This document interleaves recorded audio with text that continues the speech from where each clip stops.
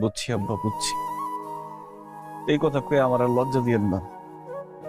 আমি বুঝে গেছি বাবা মায়ের মতো আপন পৃথিবীতে আর কেউ নাই। বাবা মায়ের বাড়ির মতো পরম শান্তির জায়গা পৃথিবীতে নাই।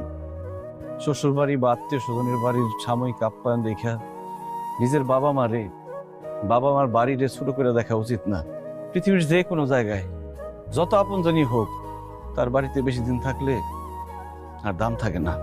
আর যদি বিপদে পড়ে কেউ কোনো আত্মীয় স্বজনের বাড়িতে যায়, তাহলে ওই বাড়ির কুকুর বিড়ালের দাম থাকে, কিন্তু আত্মীয় স্বজনের কাছে ওই ব্যক্তির কোনো দাম থাকে না। কিন্তু বাবার বাড়ি, পিতৃভূমিতে সারাটা জীবন কাটাই দিল, কারো বলার মতো কিছু থাকে না। যে বাপ দাদার বাড়ি ছেড়ে চলে যায়, তার মতো বোকা আর নাই। বাবা মা যতই গরিব হোক, তাদেরকে ছোট করে দেখতে হয় না। বাবার টাকা পয়সা না থাক, বাবা আছে, এই কথাটাই যথেষ্ট।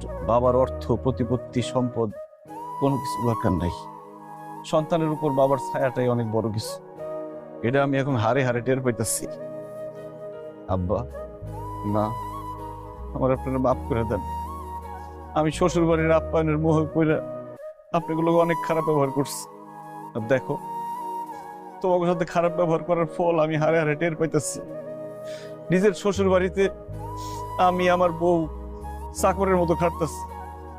আব্বা, আম্মা, আপনারা আমার মাফ করে দেন।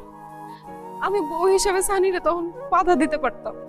আমি বাধা দিলে, আমি বারণ করলে সে আপনার লোকে খারাপ ব্যবহার করতো না, রাগারাগি করে আপনাকে বাড়ি ছেড়ে চলে যেত না। কিন্তু আমি তার বাধা দেই নাই, উল্টা আমি উস্কানি দিচ্ছি।